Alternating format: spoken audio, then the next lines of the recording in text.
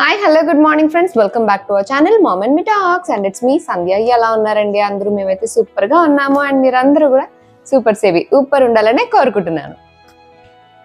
So already మన previous videos అయ్యి చూసిన వాళ్ళకైతే ఐడియా ఉంది కదండి, సాకేత్ సామత్ ఇద్దరికి బ్రేసెస్ వేయిద్దామని వద్దని అదని ఇదని ఇలా చాలా కన్ఫ్యూషన్స్ మా బ్రెయిన్ లో తిరుగుతున్నాయి అనమాట. And I was updating you regarding that.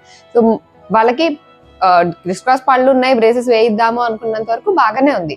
But ఎప్పుడైతే ప్లాన్ అండ్ ప్రొసీజర్ ఇదంతా ఎక్స్ప్లెయిన్ చేశారో doctor, then we thought like what అని అనిపించింది అనమాట. అవసరమా అన్నట్టుగా. ఎందుకనంటే వాళ్ళకి పళ్ళు క్రిస్ క్రాస్ ఉన్నాయి కాబట్టి స్పేస్ లేదు. సో మనం టూత్ ఎక్స్ట్రాక్ట్ చేయాలంటే పళ్ళు పీకాలి, కింద 2 పైన 2 ఒక్కొక్కరికి, అంటే 8 పళ్ళు పీకాలి. అప్పుడు మనకి ఆ స్పేస్ వస్తుంది, ఉన్న పళ్ళు ఆ స్పేస్ లో అలైన్డ్ గా వస్తాయి అప్పుడు అని చెప్పారనమాట. సో పళ్ళు పీకడం అనే ప్రాసెస్ కి మేమంతా పాజిటివ్ గా రెస్పాండ్ కాలేదు. We don't want any extraction అని అనుకున్నాం అనమాట. యాక్చువల్లీ పళ్ళు పీకడం అనేది ఎందుకు మాకు అంత కరెక్ట్ అని అనిపించలేదు. సో అందుకని ఓకే, ఒకటే చోట ఎందుకు, we can find some other ways, వేరే డాక్టర్స్ ని కూడా కన్సల్ట్ చేద్దాము, సెకండ్ ఒపీనియన్ థర్డ్ ఒపీనియన్ ఇట్లాగా అని అనుకున్నాము. మనకున్న పని ఏంటండి, పిల్లలకి ఏదైనా అవ్వగానే దాని గురించి తీవ్రంగా ఆలోచించడమే కదా.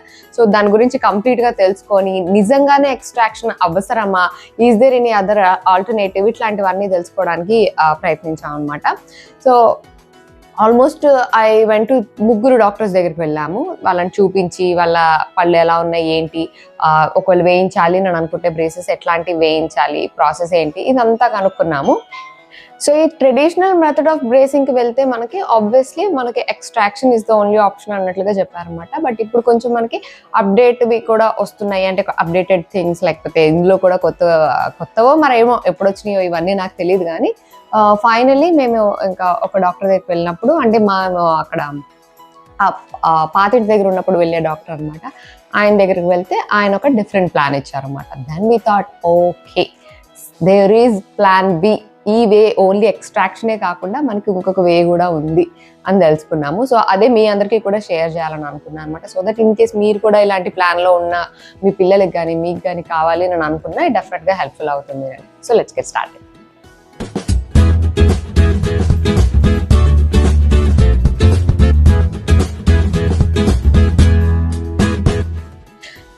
So as you all know, మనం క్రౌడెడ్ టీత్ ఉండి వాటిని అలైన్ చేసుకోవడం కోసం బ్రేసెస్ వేయించుకుంటాం కదండి. క్రిస్ క్రాస్ గా ఉంటే స్మైల్ సరిగా ఉండదు అండ్ ఫుడ్ డిపాజిట్స్ అవుతాయి, టూత్ క్యావిటీస్ వచ్చే ఛాన్స్ ఉంటుంది, స్టెయిన్స్ అయ్యే ఛాన్స్ ఉంటుంది.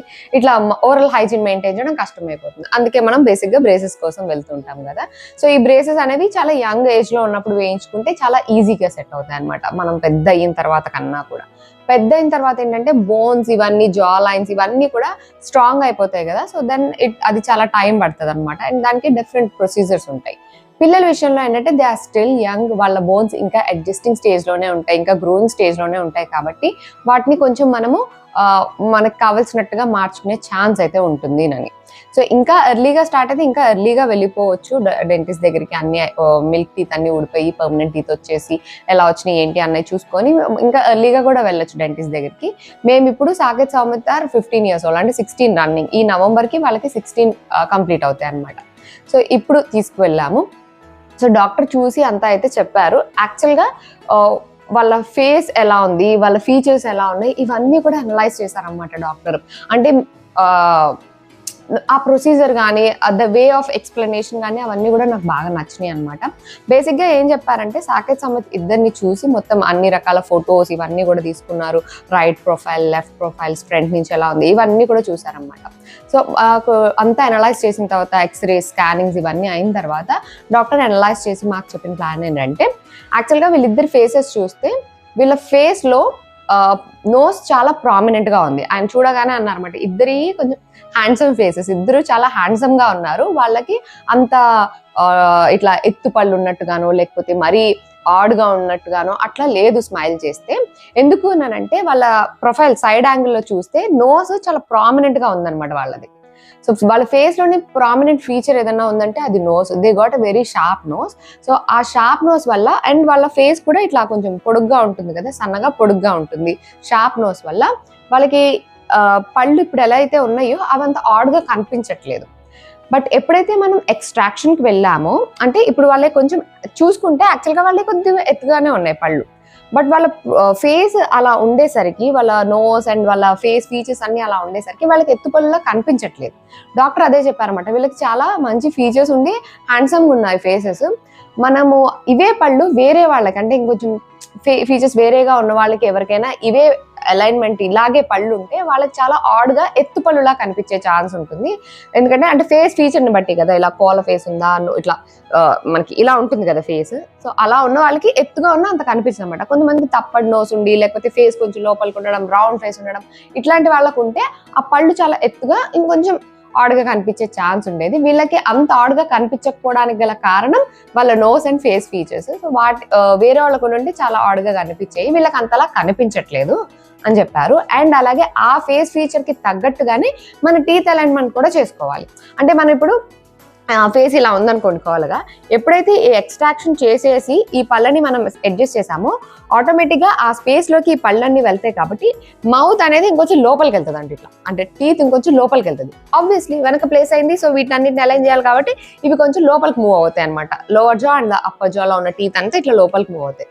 అలా లోపలికి మూవ్ అవడం వల్ల ఏమవుతుంది, వీళ్ళకి ప్రామినెంట్గా ఇలా ఉన్న ఫేస్ కాస్త ఈ పార్ట్కి వచ్చేసరికి ఇలా కొంచెం లోపలికి వెళ్ళి తప్పడుగా ఉన్నట్టు మౌత్ ఏరియా అంతా ఇట్లా తప్పడుగా ఉన్నట్టు కనిపించే ఛాన్స్ ఉంటుంది అని అన్నారు. సో ఎక్స్ట్రాక్షన్ వీళ్ళ ఫేస్ ఫీచర్ ని ఇంకా పాడు చేస్తాయి, ఎక్స్ట్రాక్షన్కి అసలు వెళ్ళొద్దు అని చెప్పారన్నమాట. ఓ అవునా, ఇంకా నయం మనం ఎక్స్ట్రాక్ట్ చేయించలేదు, ఆవేశంగా అయితే అయిందిలే అని అనుకోలేదు అని అనుకున్నాము. సో ఇట్లా ఈ ఫేస్ ఫీచర్స్ ఉన్న వాళ్ళు, ఇట్లా ప్రామినెంట్ నోస్ ఉండి, కొంచెం కోల మొక్క ఉండి, ఇలా స్ట్రైట్ గా ఇట్లాంటి ఫీచర్స్ ఉన్న వాళ్ళకి ఎక్స్ట్రాక్షన్ ఎప్పుడు మంచి రిజల్ట్ ఇవ్వదు. టీత్ అలైన్ అవుతాయి, బట్ ఓవరాల్ ఫేస్ చూస్తే అది చాలా ఆడ్గా అయిపోయి ఇంకా ఖరాబ్ అయిపోయినట్టు కనిపిస్తుంది. మంచిగున్న ఫేస్ కాస్త ఖరాబ్ చేసుకున్నట్లు అవుతుంది.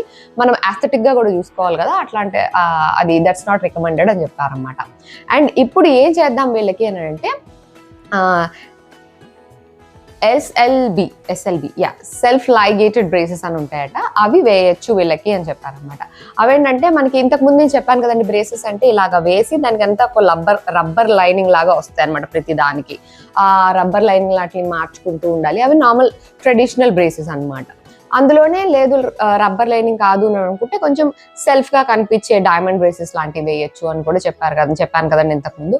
అవి కాకుండా దీనికి ఏంటంటే సెల్ఫ్ లైగేటెడ్, అంటే ఇట్లాగా లాకింగ్ సిస్టమ్ లాగా ఉంటాయి అనమాట. చిన్న చిన్నగా ఉండి బ్రేసెస్, అవి చిన్న చిన్న క్లిప్స్ లాగా ఉండి అవి ప్రతి పన్ను మీద పెట్టి దానికి ఒక వైర్ వేసి మొత్తం అటాచ్ చేస్తారు అనమాట. All that you need to do is that ఆ వైర్ ని ఆ బ్రేసెస్ అన్నిటిలోకి, అంటే ఆ క్లిప్స్ అన్నిటిలోకల్లా పంపించి దాన్ని లాక్ చేసేయడమేనట. అట్లా చేస్తే ఆ పళ్ళన్నీ కొంచెం అలైన్ అవుతాయి అని చెప్పారు. అండ్ ఈ ప్రాసెస్ లోనే వాళ్ళకి జా కూడా కొంచెం ఎన్లార్జ్ అవుతుంది అని చెప్పారన్నమాట. అంటే కొంచెం ఇప్పుడు వాళ్ళకి ఇలా వి షేప్ లో ఉందన్నమాట పైన జా వచ్చేసరికి. సో అది వేయడం వల్ల ఏంటంటే ఈ వి షేప్ కొంచెం ఇలా, మనకి యాక్చువల్గా అది యూ షేప్ లో ఇలా ఉండాలి, పైన కింద కూడా అలానే ఉండాలి. సో అది కొంచెం ఇలా వి షేప్ లో ఉన్నది ఈ బ్రేసెస్ వేయడం వల్ల, సెల్ఫ్ లైగేటెడ్ బ్రేసెస్ వేయడం వల్ల అది కొంచెం ఎక్స్పాండ్ అయ్యి కొంచెం యూ షేప్ లోకి వచ్చే ఛాన్స్ ఉంటుంది.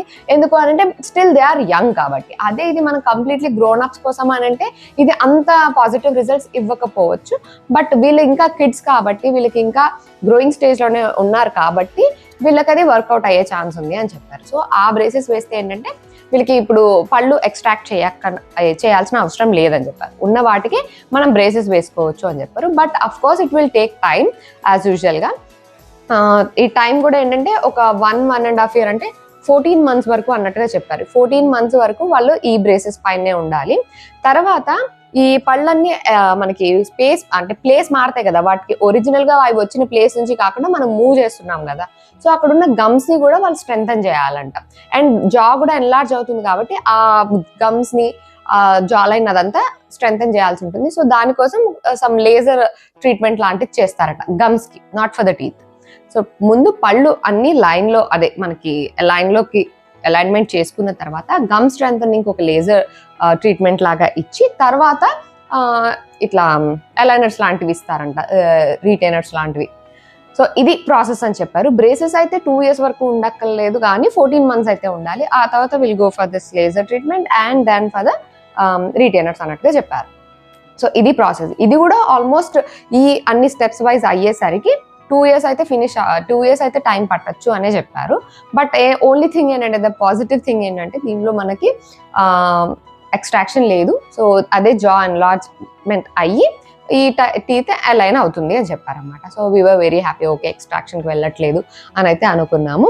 అండ్ వీళ్ళకున్న ఫీచర్ని బట్టి చెప్పాను కదండి, పళ్ళు లోపలికి వెళ్ళకూడదు, ఉండాలి బట్ అలైన్డ్గా ఉండాలన్నమాట, కొంచెం ముందుకే ఉండాలి. సో అది కూడా దీనిలోనే చూసుకొని అది మనకి ఈ సెల్ఫ్ అలైన్మెంట్ ద్వారానే మనకి అది కూడా అలైన్ అవుతుంది అని చెప్పారనమాట. అండ్ ఇందులో ఏంటంటే మనకి నార్మల్ రబ్బర్ పెట్టి ఇట్లాగే ట్రెడిషనల్ బ్రేసెస్ ఏవైతే ఉన్నాయో అంత ఫ్రీక్వెంట్ గా డాక్టర్ విజిట్స్ ఉండవు అని చెప్పారు. మంత్ కి ఒకసారి వస్తే సరిపోతుంది, అది కూడా స్టార్టింగ్ లోనే. ఎందుకంటే ఆ వైర్ అదే సరిగ్గా ఫిట్ అయిందా లేదా, ఇన్ కేస్ ఏమైనా చేంజ్ చేయాలా. ఎందుకంటే ఒకటేసారి బాగా స్ట్రెంథనింగ్ వైర్ వేసేయరట. ఫస్ట్ ద బేసిక్ వైర్ వేస్తారు, తర్వాత ఇంకొంచెం స్ట్రాంగ్ వైర్, అట్లా వైర్ మాత్రమే చేంజ్ చేసుకుంటూ వెళ్తారట.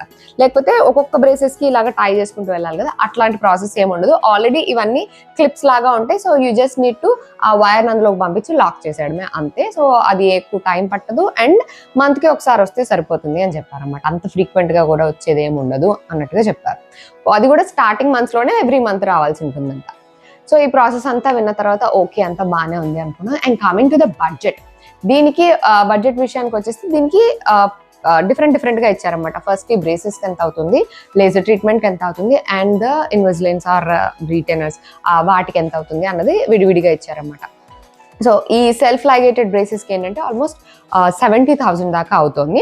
దీనిలో కూడా రకాలు ఉంటాయి. నార్మల్ బ్రేసెస్లో ఎలా రకాలు అయితే ఉంటాయో like steel once, ceramic once, ఇట్లాంటి ఎలా అయితే రకాలు ఉంటాయో వీటిలో కూడా రకాలు ఉంటాయి అనమాట. మేము నార్మల్గా స్టీల్ వన్స్కే వెళ్ళిపోయాము, మెటల్ వన్స్కే.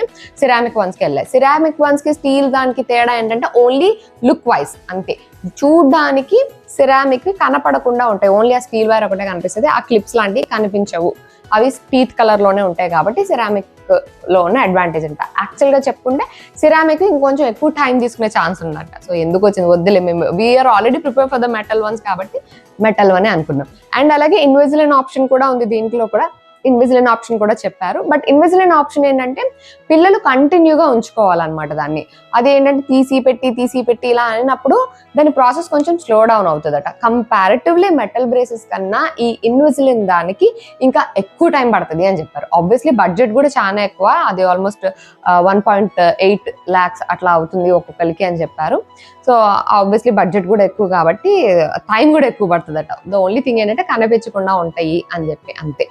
సో మేము ద మెటల్ దానికే వెళ్దాం అనుకున్నాం. సో ఈ మెటల్ సెల్ఫ్ లైగేటెడ్ బ్రేసెస్ కి అయితే 70,000 చెప్పారు. నెక్స్ట్ లేజర్ ట్రీట్మెంట్ కి ఒక 10,000 అవుతుందని చెప్పారు.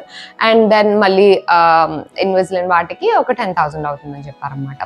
సో అన్నిటికీ అలా ఆల్మోస్ట్ ఒక 90 దాకా అవుతుందన్నమాట. సో దాన్ని కొంచెం నెగోషియేట్ చేసి అలా ఒక్కొక్కరికి 80,000కి క్లోజ్ చేశారనమాట. అంటే ఇదంతా ఆల్మోస్ట్ అంతా ప్యాకేజే, మిగతా ఏమి పే చేయాల్సిన అవసరం ఉండదు.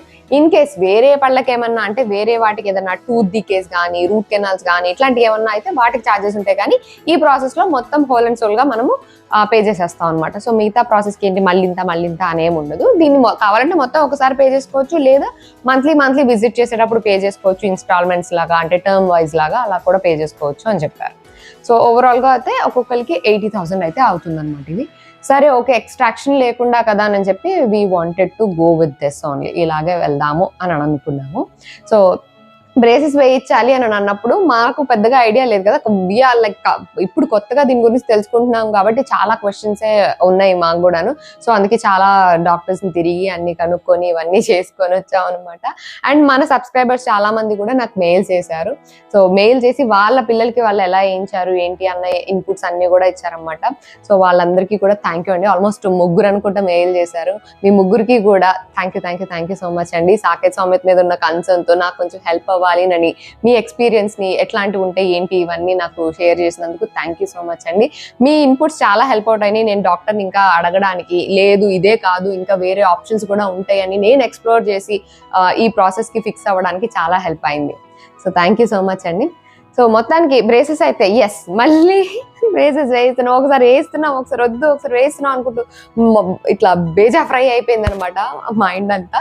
So finally yes we're going for the braces but not for the extraction. పళ్ళు పీకకుండానే బ్రేసెస్ వేయిస్తున్నాం అనమాట, పళ్ళు పీకే ప్రాసెస్ వద్దు అనుకొని.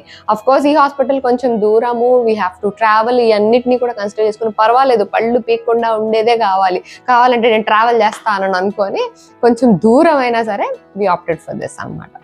సో ఈ ఇన్ఫర్మేషన్ మీలో ఎవరికైనా హెల్ప్ అవుట్ అవుద్ది అన్న ఉద్దేశంతో మీకు కూడా షేర్ చేశానండి. So that's it for today friends. See you all in another video. Till then take care and by.